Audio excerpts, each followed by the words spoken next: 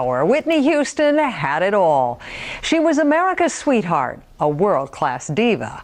But years of marital strife, drug abuse, and bad publicity have certainly taken their toll.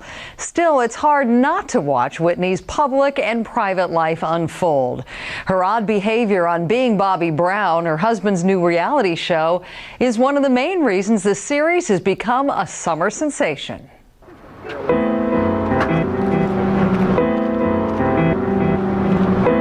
It's June 27, 2005.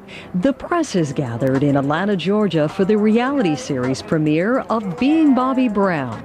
The red carpet, just a few feet long.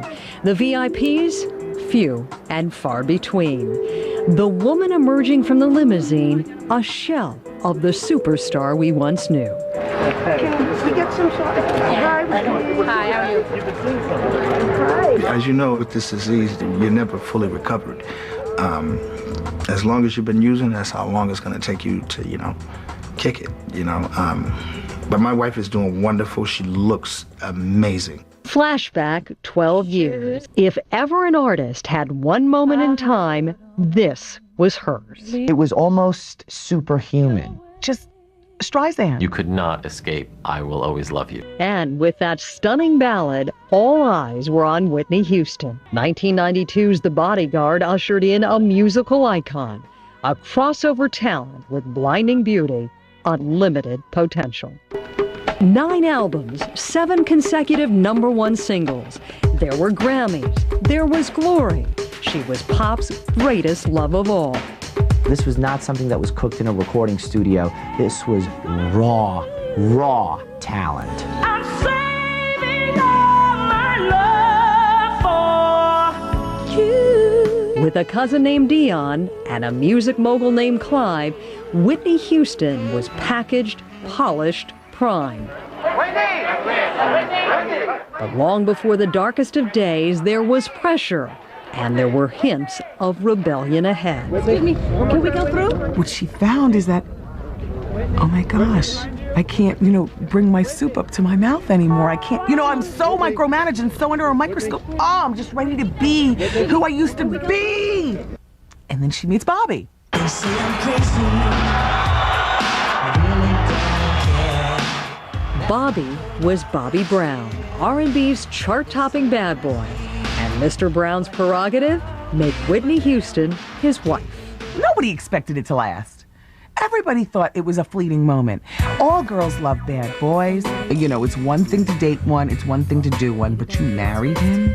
Well, the public is so believing that even as we read about Bobby using drugs and getting into all kinds of trouble with the law, we somehow thought, well, poor Whitney, never thinking she might be doing drugs too. And then you finally saw her on that Michael Jackson tribute where she was all skin and bones and had to be digitized to look human, and you knew something was terribly amiss in the Bobby Brown household. 14 years later, the marriage survives. But what about the voice, the superstar? Where is Whitney Houston? We believe that Whitney Houston can come back. What would it take? A miracle. But people of faith believe in miracles. She was born Whitney Elizabeth Houston on August 9, 1963 in Newark, New Jersey. Her pedigree reads straight out of music's Hall of Fame. If you went into a lab, you could not concoct a better pop icon in the beginning than Whitney Houston. I mean, you had Cissy Houston as your mother, Dionne Warwick as your cousin, and you had, Aretha Franklin dropping in every so often into your church to sing a few bars and then leave. Whitney's mother was gospel and blues great Cissy Houston. And not only did she work with the King and the Queen, she also led the choir at New Hope Baptist Church. It was here that a little girl found a great big gift. Whitney sang in church every Sunday morning, New Hope Baptist Church. She just had a sense of timing. She had vocal clarity. She had range, and she sang with power. She adored her father, revered her mother. They nicknamed her Nippy and pampered her from the start. Cissy and John always wanted more for Whitney than to just be a singer. They wanted her to be educated, articulate, They wanted her to surround herself with good people, and so they were very protective of her. They really wanted to keep the brakes on her so that she did not become consumed by her own talent. But Nippy was drawn to the spotlight. By 1981, the 18-year-old was modeling and auditioning for studios when cousin Dionne Warwick introduced her to the best ear in town. Clive Davis is one of those music biz icons who creates talent, makes careers, and can remake careers. And he had remade Dionne Warwick to be hot again. He'd remade Aretha Franklin to be relevant again. And when he set his sights on Whitney Houston, he knew that this was the next Dionne and Aretha combined. Coming up, the making, the madness, the molding of a megastar. Everybody knew that her first album would be huge. No one expected it to be this huge. But later, drugs, demons, Bobby Brown speaks. She took it wrong, I took it wrong, and then the 911 people took it wrong. On Valentine's Day, 1985, Whitney Houston's love affair with the public began. Whitney's first record was huge from the get-go, but it got bigger and bigger. It kept snowballing. People fell in love with the wholesomeness, the beauty. 1 year, 1 Grammy, and 18 million albums later. Let's see how that second one does. Album number 2. Oh, everybody loved Whitney when she came out. Do you remember the album cover? It was sex appeal, but Girl Next Door, appealing to black, white, and everyone in between. And the world loved her. Except, perhaps, the critics. And as Whitney's sophomore title rocketed to number 1, the press scoffed at the pop star sound. I remember having arguments with critics who would say, well, she doesn't sound black. But I understood their point, that she had sung gospel, and now the gospel had been smoothed over, and she was Miss Middle-of-the-Road R&B. But in 1989, those middle-of-the-road rumblings dramatically changed lanes as a squeaky clean princess met a notorious bad boy. Hey! Bobby Brown, are you kidding me? He's humping around. He's my prerogative. Bobby was a mess from the beginning of New Edition. He always wanted to be the breakout star at all costs. And I think Whitney dug it. On July 19th, 1992, Whitney and Bobby swapped rings and the world scratched its head. I think that Bobby was the person who co-signed on her wanting to get out of the box of being the good girl. But hold that thought. 4 months later, a blockbuster big screen debut. The Bodyguard grossed more than $400 million. Its soundtrack sold 33 million copies. Miss Whitney! Whitney! Whitney Houston! And that single? Well, like a bullet, it hit number 1 and stayed there for 14 record-breaking weeks. When she did Bodyguard and she had the #1 record and the #1 movie, it's almost impossible to prepare for a moment that's unprecedented. And unless you're surrounded by and saturated with an unusual support system, you're going to make a mistake. Don't laugh. In the coming years, step by step, we followed Whitney Houston's meteoric rise. But by the late 90s, a dramatic turn of events. Amid Bobby's multiple mugshots, Whitney began a string of missed appearances and cancellations. Soon, buzz began to build regarding the state of Mrs. Bobby Brown. You started to get the hard evidence of Whitney Houston perhaps sliding into a world of dependency was around 2000. A string of things happened which were calamitous for her.